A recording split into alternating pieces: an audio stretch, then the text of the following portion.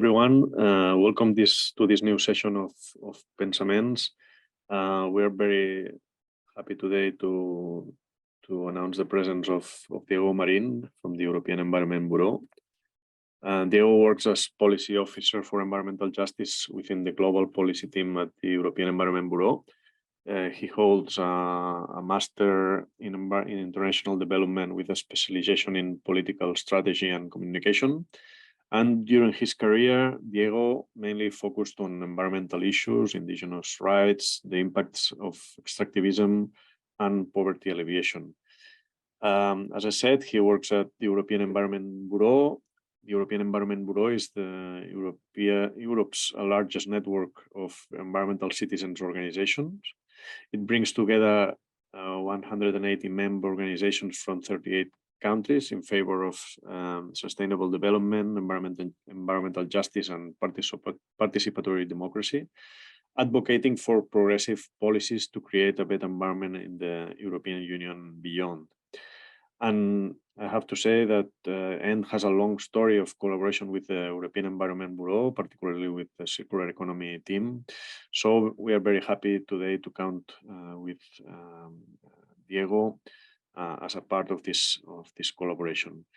Diego will be speaking about Europe's Critical Raw Materials Act and the rise of green extractivism.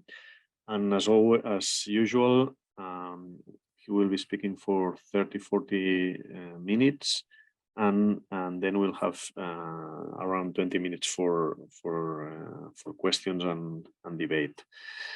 So nothing else from my side. Diego, thanks for your participation, and the floor is yours. Great, thank you, Ignacy. Hello, everyone. Ignacy, if you can go ahead and start sharing the presentation. Great. I will speak about the rise of the green extractivism, but mainly the Europe's Critical Raw Materials Act, which is set to come out now on March 14th, so about a month from now. Could you hit the slideshow, Ignacy, so that way it's easier to see? So what do you mean? Can you see my... Yes, on file or in EC. I think it's on your side. There should be a slideshow actually on the top right hand side. Slide. Oh, I see your. I don't know. Yeah, it's too. On mine it says top right hand side, but maybe you're using a different browser. Sorry, let me see if I can. Here, maybe while you figure it out for us. I will speak about, yes, like I mentioned, Europe's Critical Raw Materials Act, and then the rise of green extractivism. I'm coming at this presentation from a more general point of view. I know some of you might be academics, some of you might just be interested citizens. So I am, for those that are very, very much experts, this might be too basic. And for others that are coming into the topic, I hope to be much more approachable for you all. But anyway, so let's go ahead and get started. If you can just follow the next slide, Ignacy.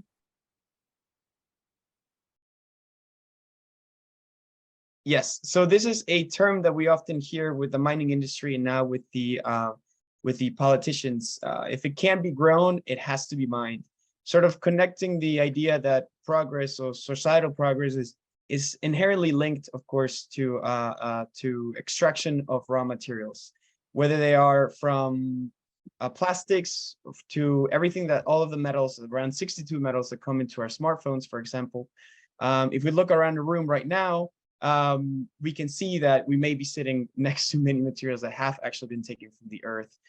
Food purchases with single-use plastic, tablets, have been transported, extracted using oil, gas, or coal. Of course, extractive practices are everywhere around us, and we often take them for granted. We often don't really think about where all these materials are coming from. As you can see from the little map here, we have different ideas of different materials used in different products.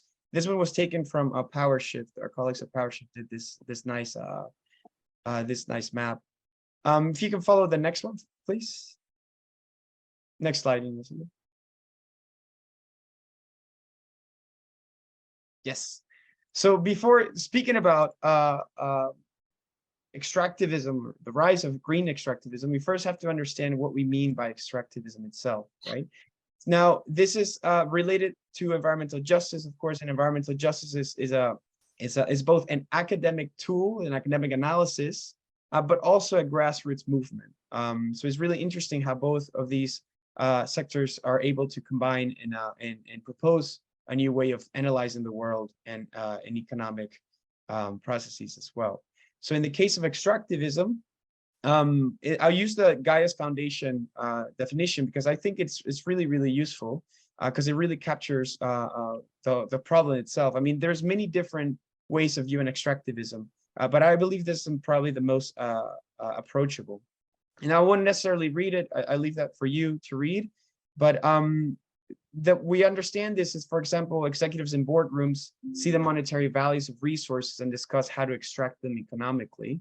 Companies then use the marketing tools to convince people that they require the products made from these resources. As I mentioned earlier, most of our pretty much all of our products already have been extracted from the earth.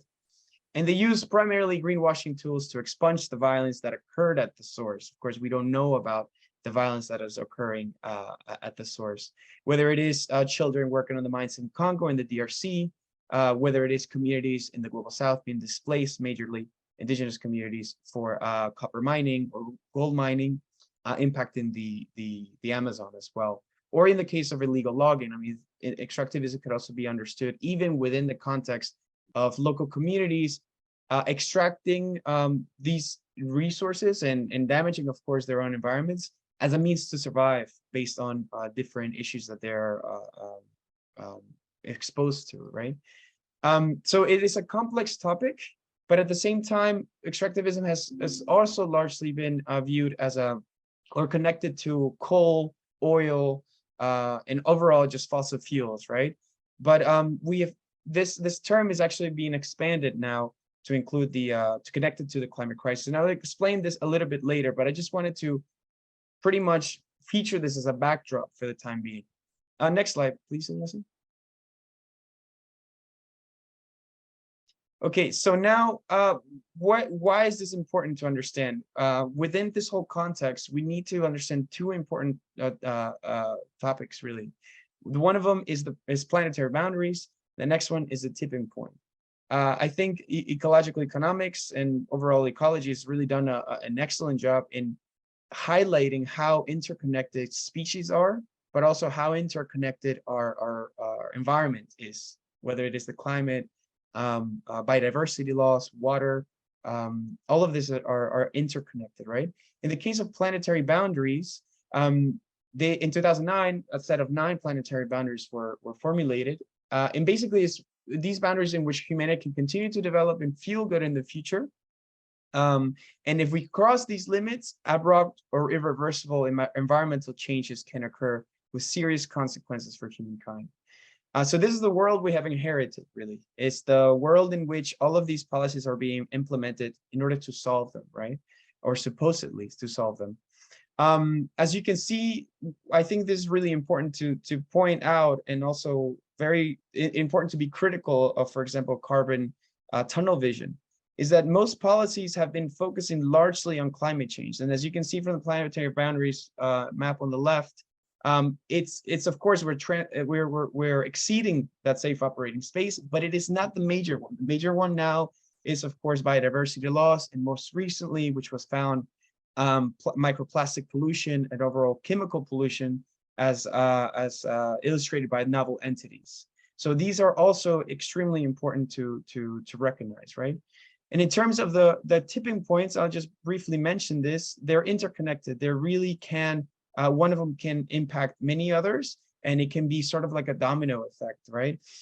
These occur when changes in large parts of the climate system, known as the tipping elements, they become self-perpetuating beyond a warning threshold. So in the case of when we talk about, exceeding 1.5 global warming, this could trigger multiple climate tipping points. but even now we've already exceeded 1 degree of Celsius right now. So there's a threshold that's already been passed, right? And this puts us at risk. So when we make the term, or really make the claim that staying within 1.5 is necessary, this is not a political goal, it's actually a survival strategy. And I think it's really important to recognize that. So next slide, please, Yasin. So now we get into the consumption of resources. So on the left side, you can see how many resources we've extracted. And in the last, well, since 1980, really, that amount has extremely risen. And this is just in terms of metallic minerals, right? On the right-hand side, you can see what the future expected demand would be. So for example, in the 1990s, we were using below 60 billion tons. This is, by the way, not just metals. So in metal ores, as you can see, is a darker green. This is actually including biomass, fossil fuels, which is what makes up the material footprint, right? Looking into those 4 categories. So how much are societies consuming? And the one on the right is I mean, both of them are on a global level. But the one on the right, the prediction is that by 2060, we might be using around 160 billion tons of materials, right? And this is just a prediction from the OECD. The IRP has higher values. I believe theirs is around 191 billion tons.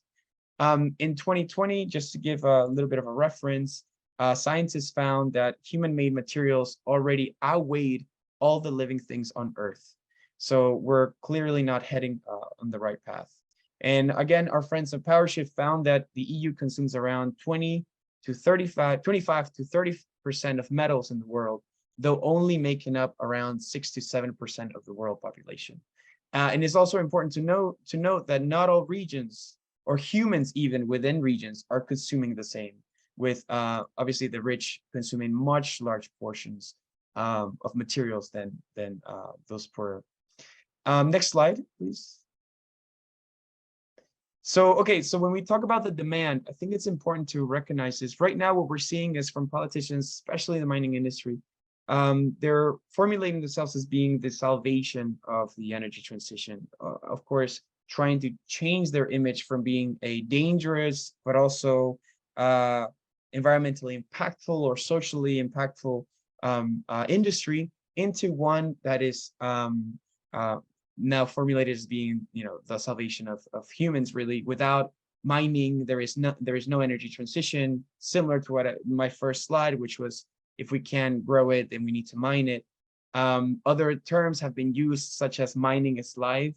So there is a lot of image changing that is being facilitated also by politicians into this.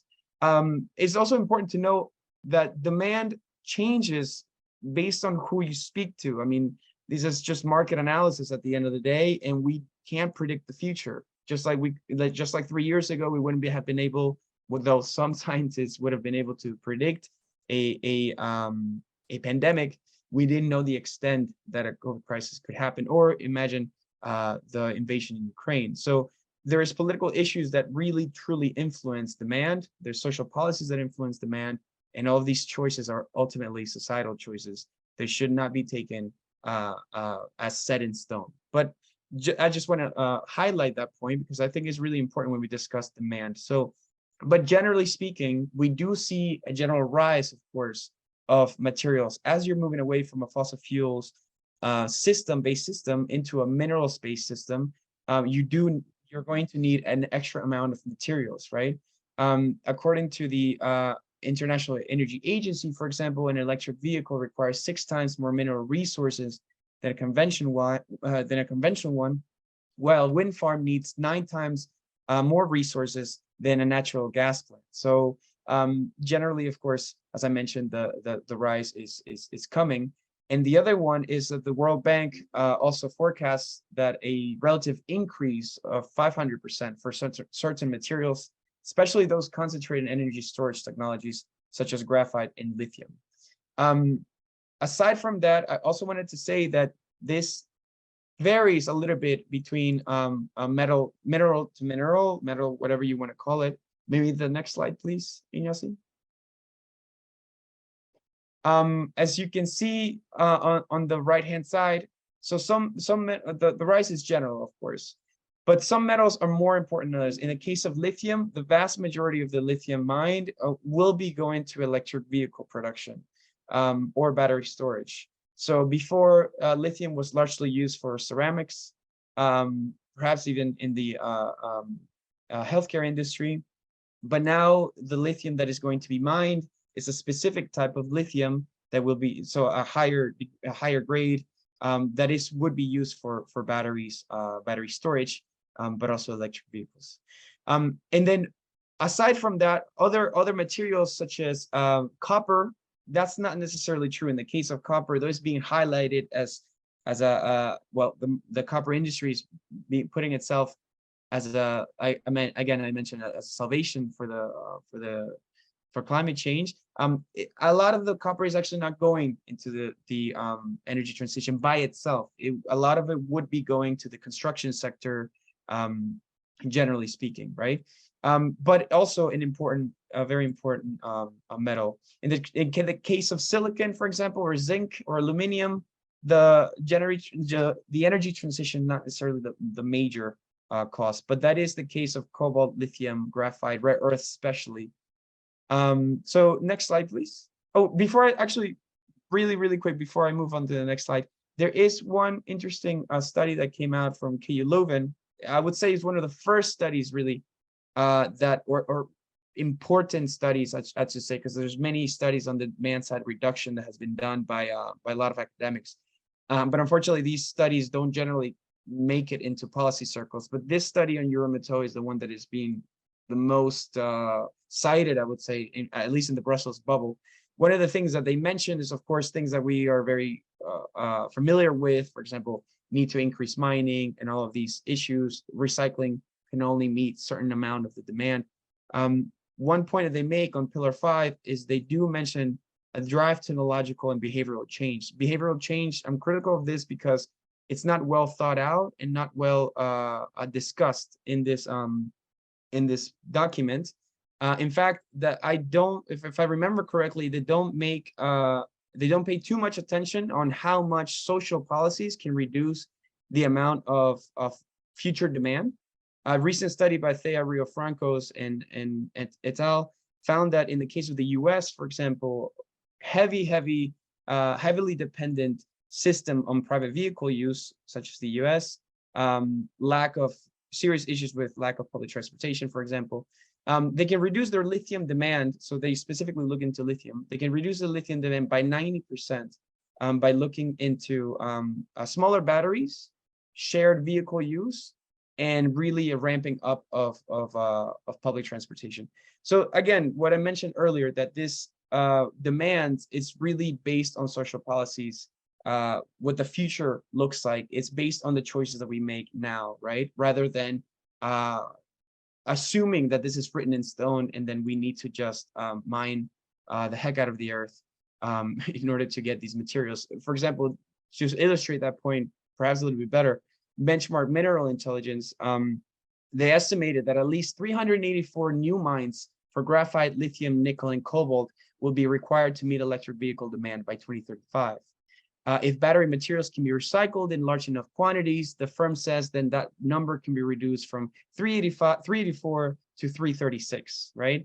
In the case of lithium, this is around 75 to 76 new mines would be needed to meet the business as usual demand scenarios. So I think it's really important to illustrate that. They don't say, of course, where these new mines will take place. Many of these new mines, of course, would be in areas of serious concern, such as Nevada, in the United States, where indigenous territories are mobilizing against lithium mining projects, or in Chile, in the Atacama Desert, Bolivia, Argentina, even in Europe as well. And I will illustrate that a little bit later on. Next slide, please.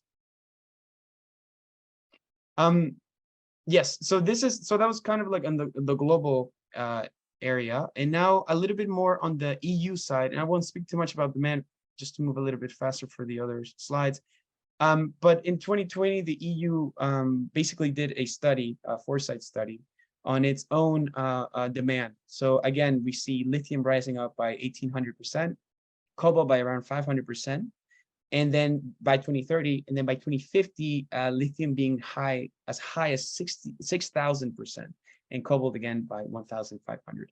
So these are mainly driven, by the e-mobility sector. The KU Leuven study that I highlighted before, it found that 60% of the raw materials demand for the key materials for the energy transition are actually driven by the transport sector. So 60%, right? And a lot of that transport sector is, of course, driven by private vehicle use. Next slide, please.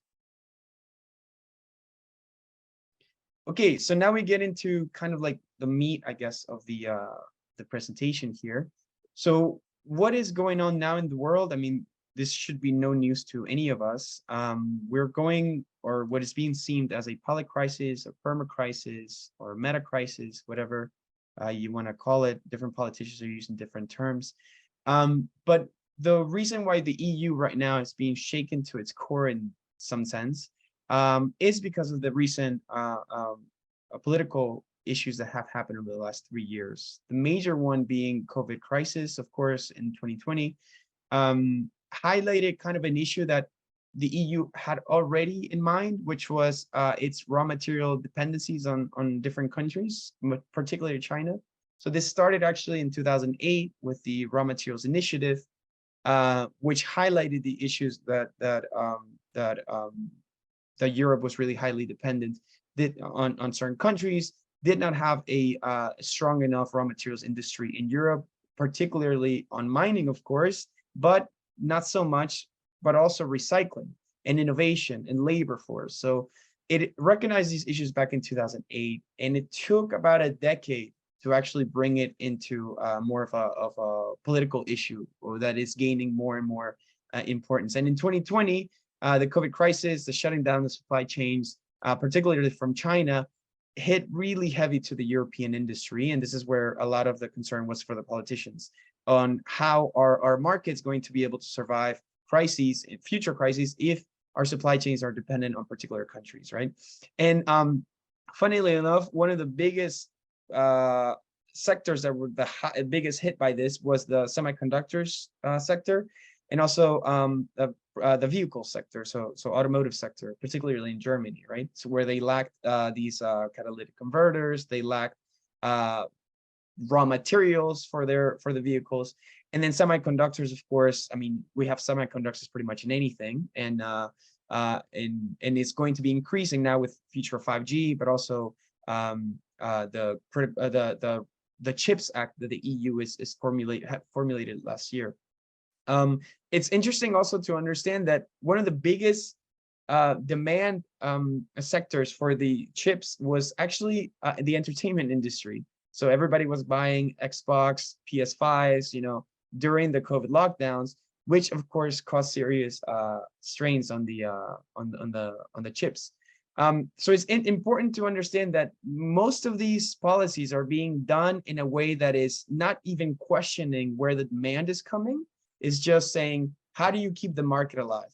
We don't even care necessarily what it is used for, but we have industries asking for access for these materials. Let's just give it to them. At least that's kind of what the politicians in Brussels are thinking of, right? So there's really rarely any discussion on, okay, what sectors are actually needed, what sectors are not, and how do we scale down these sectors that are particularly not so needed. But anyway, so the geopolitics crisis, of course, of the Sino-American trade disputes that are really scaring the EU, the raw material dependency mostly coming from China, especially in the case of rare earths, but also Russia. I mean, Russia is also, as you can see from the graph, figure 7, Russia was an important, and still is to some extent, a raw materials provider to the EU, and especially in the case of palladium, nickel, copper, but also uranium, right? And yeah, so we're seeing now, I haven't been up to date so far in the last few months over the sanctions. As far as I'm aware, there were some sanctions on certain materials, but the raw materials, or at least for metallic materials, were not actually targeted. But maybe if there is anyone here focusing on Russia, Ukraine, EU politics, they might know a little bit more. And anyway, so that's kind of like the situation with the where this is all being born out of. And next slide, please. So now the EU is focusing on its raw material needs, right? It's lacking these supplies. The industry is basically crying for help for the institutions to assist them to keep their businesses going. They're seeing the IRA, the Inflation Reduction Act in the United States, favoring largely a lot of these extractive industries, particularly in the battery sector, where I believe half of the funds for the IRA are related to the battery sector. But in the EU, there was already ongoing, like I mentioned in 2020, there was a critical raw materials communication. This is just more of a strategy, more or less, not really legislative at all, just a 10-point action plan on what the EU should do to extract more materials, particularly in Europe, but also create more secure supply chains, right? There was also an EP plenary vote last year, in 2021, where this was the topic of raw materials was discussed, and also we tried in there, for example, to get no-go zones. We wanted the protected areas to not be looked into at all, but unfortunately that didn't necessarily make it in.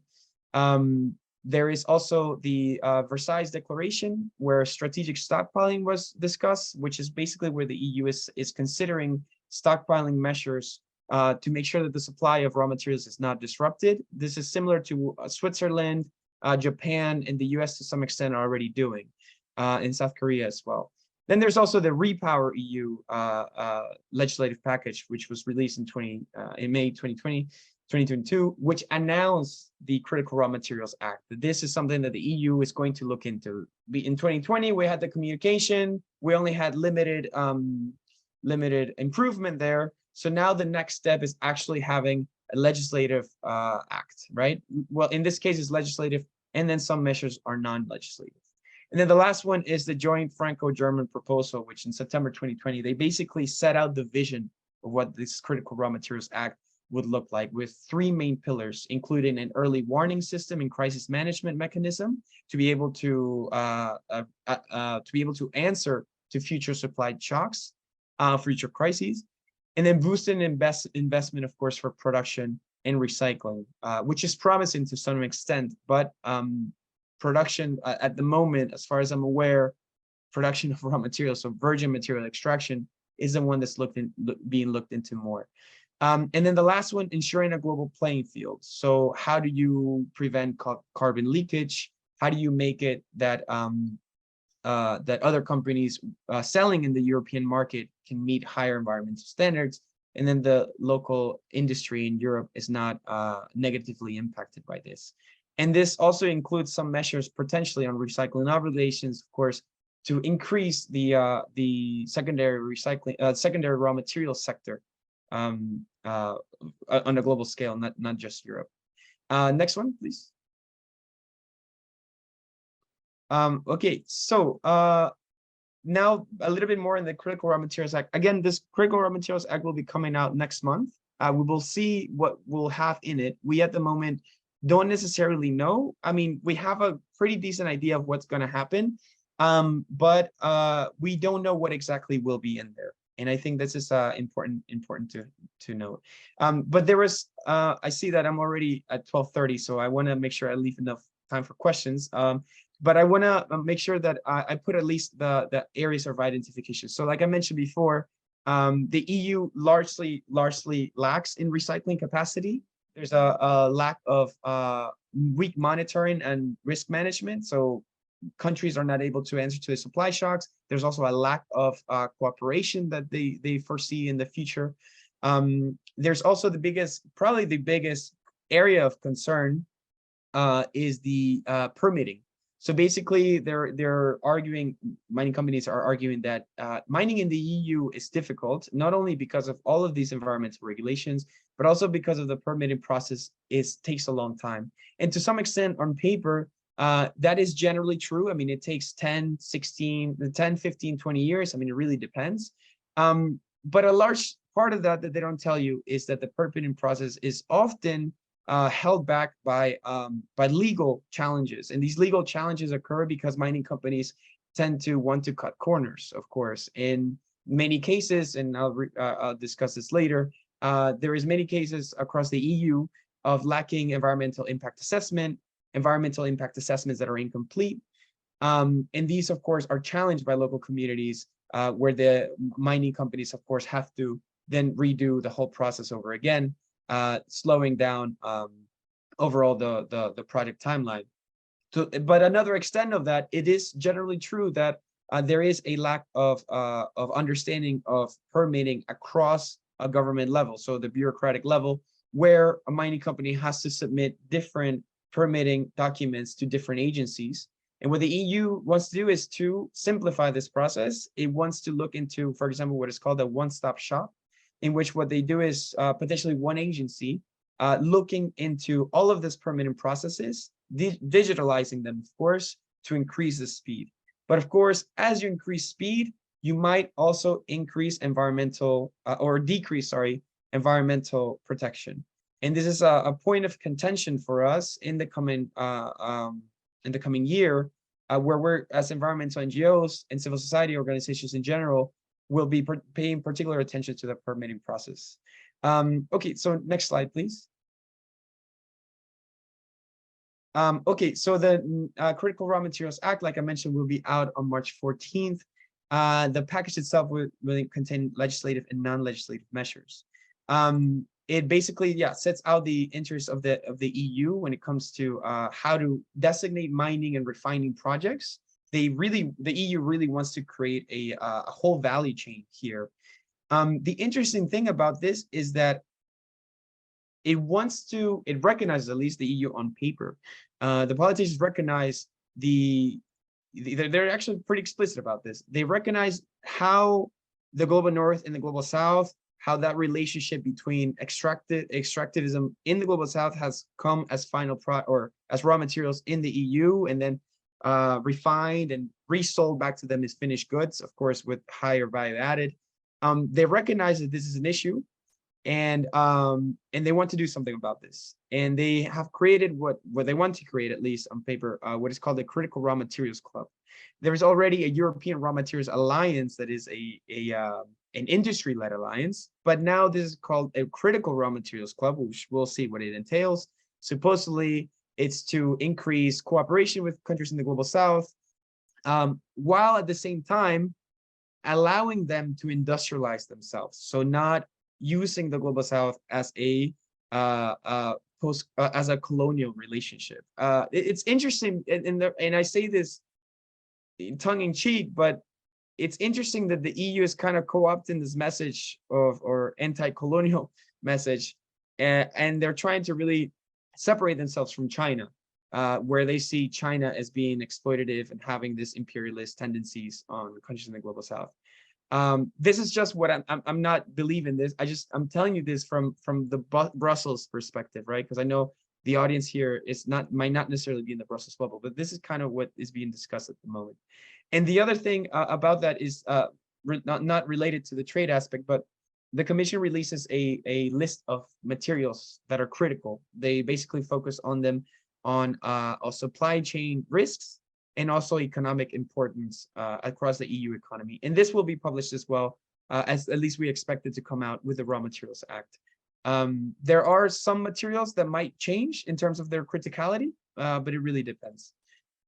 Next slide, please.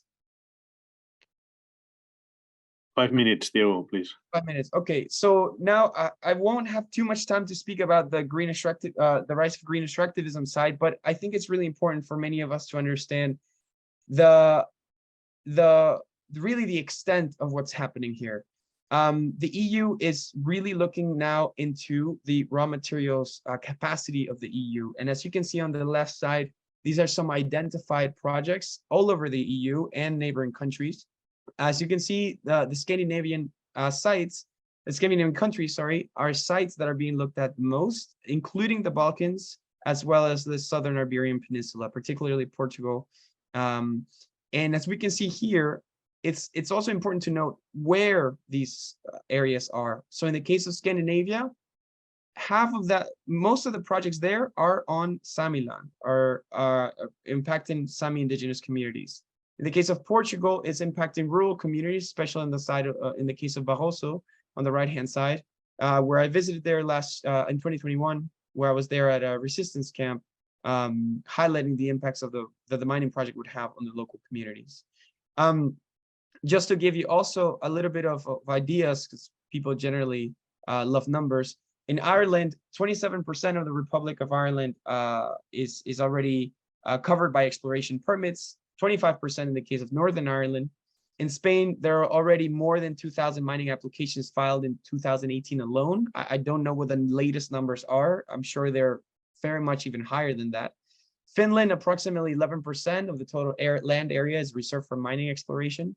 And in Sweden, 586 exploration permits are being discussed at the moment, which many of you might actually already be aware of the Kiruna rare earth mining find that was recently found, I believe, last month.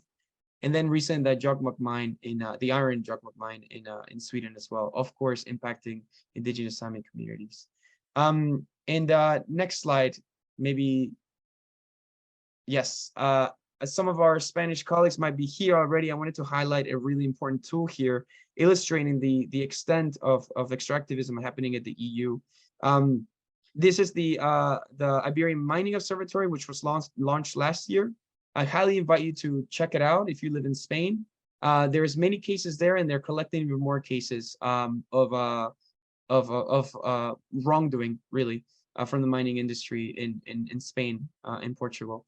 And the thing is, though, that at the moment there is a large gap of knowledge of how much of this is happening, because a lot of the cases stay within a specific area. They don't actually make it into wider public unless there's a protest or a legal case, for example.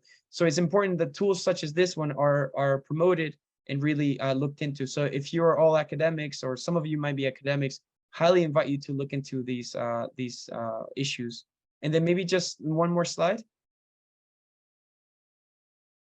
So yes, the last aspect. So basically, I didn't have too much time to discuss this, but extractivism, again, as I mentioned, is the process of extracting natural resources from the earth to be sold as economic commodities. The green aspect of the of extractivism is that now this is being used for the energy transition, and it becomes actually more challenging for local communities or environmental defenders or civil society organizations to pose themselves against these mining projects.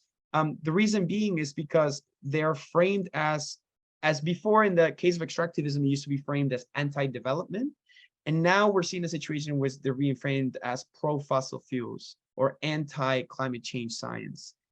Or in the case of even well-meaning people, they see that that environmental defenders or civil society organizations or grassroots movements in general that are mobilizing against extractive processes are being looked as NIMBYists, that, you know, basically they just want the environmental benefits of these technologies, but they don't want the environmental burdens of these technologies. Of course, co-opting environmental justice literature, which obviously criticizes how power dynamics are illustrated within economic activities. So this is something that is difficult to, at the moment, or at least to put in within a policy agenda, because there is technically the fact that recycling capacity is not going to be able to expand well enough until 2030, 2040.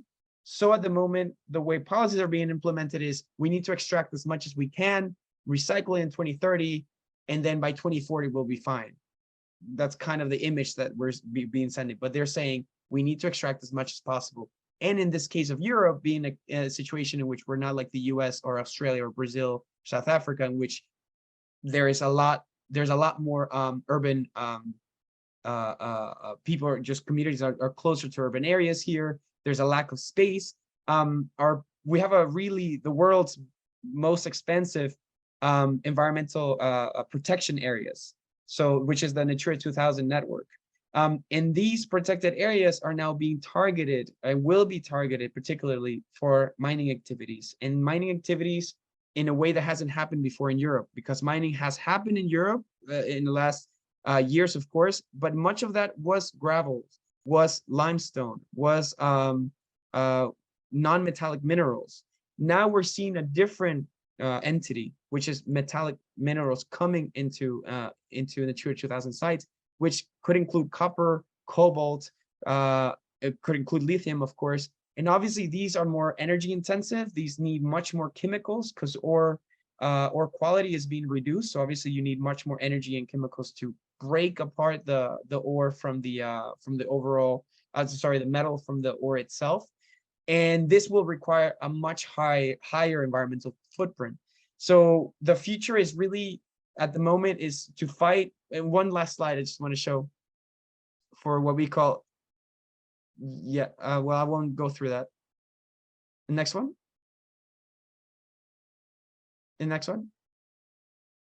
One more. Yes, well, one more, sorry. So this is what our ultimate goal is. And I had to skip some slides, so apologies for that. But our main goal is then to fight for a rational use of resources, or what they call resource use reduction target, which we're advocating for around 50 to 60% across the EU economy. This was similar to what we already have for climate change. We have 55% by 2030 in the Fit for 55 package.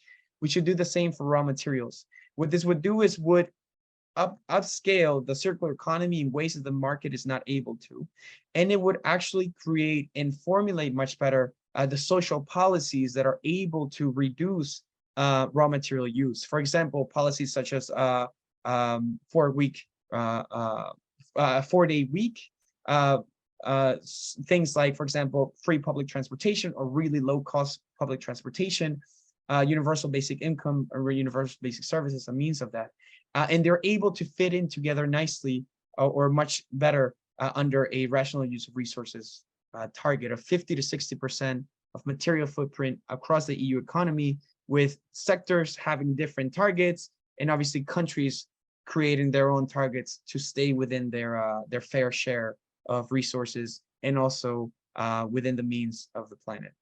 Sorry, I couldn't go into more details, but I hope that that is a little bit more time that we can discuss on questions if you have them.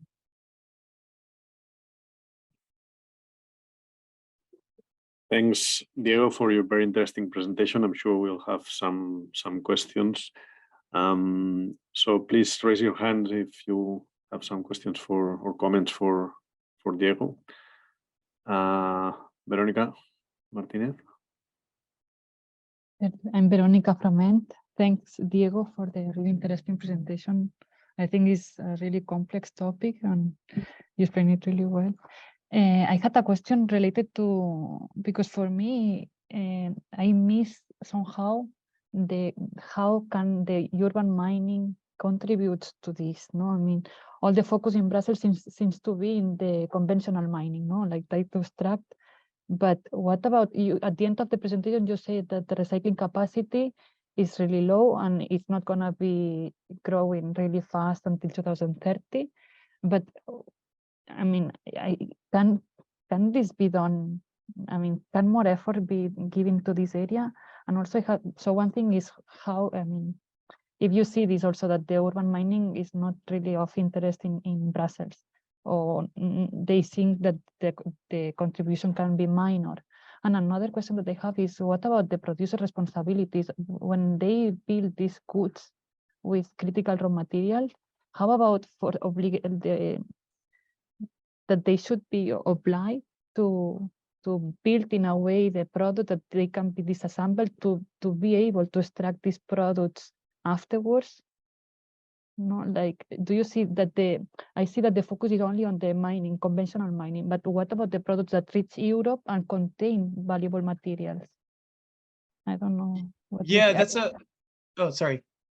No, I don't know. The question was not really clear, but for me, it's what the attention on this, no, recovery is not really important for them.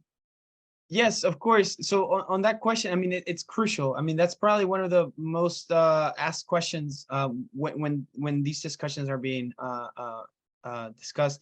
Basically, in terms of urban mining, so there's a few things that could be done. in terms, there's a lot going on, for example, in landfills. There's a lot going on in people's houses. Many people have at least 1 or 2 smartphones. I don't know the specific numbers, but I know that 1 ton of e-waste has higher quality raw material content in the case of, I believe, gold than conventional 1 ton of ore at your regular mine. So there's a lot of potential. However, the economic case is not there. So unless the economic case is there, recycling companies, one, they have difficulties recycling this because they can't really foretell how much e-waste they will receive in this case. So there's this issue of capacity. Okay, if we don't have enough incoming e-waste, then it doesn't make economic sense to process it. I mean, this is what we're hearing from recycling companies, right? There's also the issue, for example, that the circular economy policies right now at the moment is being looked particularly on recycling. They're not being looked in the right to repair. They're not being looked enough in prevention of raw material use. And this is something that needs to be reflected at least well in the act. We would like. Another aspect of that, which I think is really interesting, is the potential of mining waste. But this is not so clear cut. The reason being is there's still issues with this. So, for example, mining waste, there's a couple of mines in northern Sweden that were found that between 2 mines, one of them could feed 5 times the EU's need of phosphorus rock. That's pretty impressive. In other needs, it could also meet around 30% by 2030 of cobalt demand in the EU. So that's just from these 2 mines, right? The issue with that is that they require a lot of energy, and they require a lot of money because right now companies are and also skill. So not all companies are going to be able to do that. So what happens then is that that companies are not exploiting mining waste, which is the highest waste in the world. Actually, a lot of people think municipal waste is comparable, but it's not. I mean, mining waste estimate around 30 to 60 billion tons of mining waste in the world. And the thing is that we actually don't even know how much mining waste there is because countries aren't necessarily forced to report on it. And mining companies either go bankrupt and just forget about mining waste. And then it just sits there, right? Polluting the environment and nothing's being done. At the same time, though, it's not so clear cut because there still needs to be local community participation at least, because there are some abandoned mines, especially in the case of Spain, in which it's just ancestral mining activities that happen or mining companies that went bankrupt. And if you re-extract these, of course, you're creating, again, industrial development in an area that isn't necessarily used to it. You could pollute the water systems. So that's why I mean it's tricky. But if it could be done, mining waste has a lot of potential that is being underexplored. And what we would like to see in this Critical Raw Materials Act is that the EU and the European Parliament actually called for this to create a database of mining waste knowledge. We need to know where they are, how much there is, but also on the content. To be able to recycle the mining waste, you need to know what capacity is there to mine. Is there rare earths? Does it have asbestos? Is there uranium? All of these materials need to be known so that if a mining company is not able to do it, then potentially another company that is able to or has the know-how then can extract, and you then create an industrial ecosystem around the extraction of mining waste, which could ideally pose a challenge or compete, I guess, with virgin material extraction, which of course, yeah, that's the idea, but it's difficult at the moment. But that's one thing that we would like to see highlighted in this. The potential for urban mining is there and is seriously underexplored. A lot of our materials is also being shipped to the global south, so that's another issue. But anyway, Yeah. sorry, maybe some more questions. Thank you. Is there any question from the audience? Otherwise, I'll have one for you. Well, as opposed to energy, the extraction of resources is not usually taxed. In Europe, in the European Union particularly, there's a long story of energy taxation, but contrary in the case of material extraction, that's not so common. Do you have an idea about that? I mean, that could be an option to somehow lower the demand of raw materials, or we have to go for other options more focused on directly capping the extraction of resources? Yeah, that's a really good question, Yassi. So in the sense, within our resource use reduction target work that we're trying to do, I mean, we're kind of just starting on this, and we would really like to take it off this year. One of the things we're looking into, or would like to look more into, is the virgin tax of materials. So this could mean, for example, if a company is allowed a certain amount at a certain price, anything above this amount would generate a higher price. What this could do is could incentivize the companies to then make the best use of secondary resource use, because, okay, well, if I'm going to have to pay more for virgin extraction then I'm going to reconsider expanding the mine, and then I'm going to have to find other means to resource it. And it could be mining waste, for example. Those activities could be then, or investments could go then toward the mining waste. There are countries that are looking specifically in the tax royalties. I know that wasn't necessarily your question, but in Finland, this is being discussed with the update of their mining act, so that mining companies have to pay a higher royalty rate, because at the moment they're not paying high enough. But I haven't followed so much the discussions there because I'm focused more in the EU. But taxing is an issue. One, like you mentioned, it's not at all being discussed as far as virgin material extraction.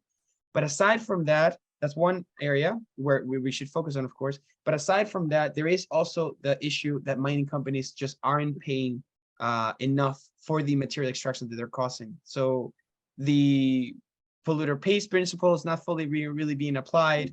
And aside from that, communities then see the extraction of their environments, and then they of course don't even receive the benefits, not only from a direct level, but also the state doesn't even have the or receive the benefits truly of the mining activities, because the tax royalties are just set too low. Thanks. Any other comment or question? Then one more comment from my side. In previous sessions here, we have discussed about the growth. I think we all agree that extractivism is very much linked to trying to cope with the demands from economic growth. To what extent then the movements advocating for the growth reinforce with the movements advocating for low extractivism? I think there's a clear relation, but maybe you can provide some more information on the common arguments and ideas to promote from these two positions. Yes, of course. That's an excellent question. So at the EB, I'm part of the unit that is called Economic Transition, and we work with the topic of degrowth. I mean, that's kind of the overarching framework. And we try as much as we can to introduce this within the EU policy level, because that's where we have the biggest influence. I would say 2 years ago, when I was first starting this job, we talked about the resource use reduction target. We would have been laughed at out of the room, or probably just even, get away. What is that? Right now, and I see Mariana's hand here. We've worked before together, so I'll be happy to hear her thoughts. But right now, because of the war, because of the COVID crisis, we see politicians not viewing degrowth as a taboo. Some politicians, others are very dead set on seeing it as a taboo. But we're seeing a little bit of space there on at least discussing the topic. The biggest constraint towards the politicians is that they just don't think that the public, and obviously all of us here who are quite well aware of this, they just don't see that the public would want it. but they themselves recognize, okay, it might be something worth exploring, but they're afraid that if they come out, that the public just won't vote for them. So so that it's interesting to see that we are seeing a little bit of progress. We managed to get the resource use reduction target within the parliament twice in 2 of their reports, in 2021 and then also in 2020. So there is movement even from the parliament on creating a resource use target. That is not necessarily degrowth per se, but it does pave the way toward a degrowth future that is tangible within a Brussels policy level, because as you know, EU policy supersedes a lot of the member states' policy. So this is where the way we see that the EU can implement degrowth policies, though without necessarily being that, which are more tangible and accessible to the politicians. And I know my more radical colleagues might say, okay, well, you're just, you know, not ambitious enough. Fair enough. And there's room for criticism there.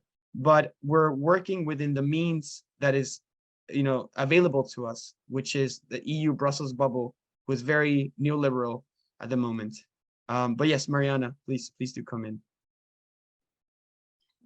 Hello, everybody. Hi, Diego. Thank you. I know I had a bit of different comment. There's an issue that I'm not sure if you have seen people studying. It has to do with, is it really feasible to actually have access to all these resources in terms of how many years it takes a project to, from the time you identify a potential until you are able to extract it? It's like 25 years. I don't know. So I'm a bit, I don't know if this is something that's been discussed in terms not only European, resources in the European Union, but also abroad. Of course, you can expand existing mines, but actually even the expansion or developing new mines takes like 20 years. So if you see the scenarios like in 20 years, we should, I don't know, multiply by, I don't know how many times lithium provision, how are you actually able to get these resources? I don't know if this is something people has been studying or calculating, trying to see the feasibility of provision, let's say. Yeah, so that's an excellent question, Mariana. I discussed that in one of my slides, and I can absolutely share with you all if you want to do more research. But basically, yes. So the permitting, the 25 years that you mentioned, it really varies from jurisdiction to jurisdiction, but largely is around anywhere between 10 and 20, with 16 years being kind of like the medium. The issue with that now is that the EU wants to really shorten that. And I'm talking about potentially 5 years, potentially 3 years. I mean, I don't know how you're going to be physically able to do that without serious challenges. But in the case of wind farms, for example, some wind farms take 5 years. What they're doing now with the Repower EU, trying to shorten it to 1 year. And they're going to do the same with mining processes. And this is, again, the one-stop shop that I mentioned that they're trying to do. And then they're also trying to digitalize and simplify the permitting process so that it's very clear and it's faster, because there is concerns that sometimes agencies get them and they're these huge documents, they get them in paper form, and local agencies do not have the capacity to process them, so they just sit over time, elongating the process. So what the EU wants is then, okay, increase capacity of the overseeing agencies, create a one-stop shop where one agency is in charge of it, digitalize everything and simplify everything so that these mining projects can take off as soon as possible. But there is, that in itself is really concerning, and we will see how that's implemented. The other portion of that is that we want to see is that it could also, in theory, this might be slightly naive, it could help the overseeing process if there is much more capacity for overseeing how these environmental impact assessments are being done, how they can be increased transparency of the process. So there is a little bit of silver lining there, but we need to make sure that this is not just basically a watering down of the Water Framework Directive, of the Birds and Habitats Directive, and it actually upholds those directives, but also increases capacity to oversee these environmental impact assessment and overall how the mining is behaving in the process. But yeah, that's if I would pick one thing that's going to be the most contentious is the permitting process. And I highly advise any academics to honestly look into this, because this is going to be yeah, a main course of contention. Okay, thanks, Diego. I think we should close now. It's been a really interesting presentation. Thanks for sharing your thoughts with us. The recording will be available online. And well, thanks all of you for attending, and please be aware of new upcoming sessions in the future. Thanks.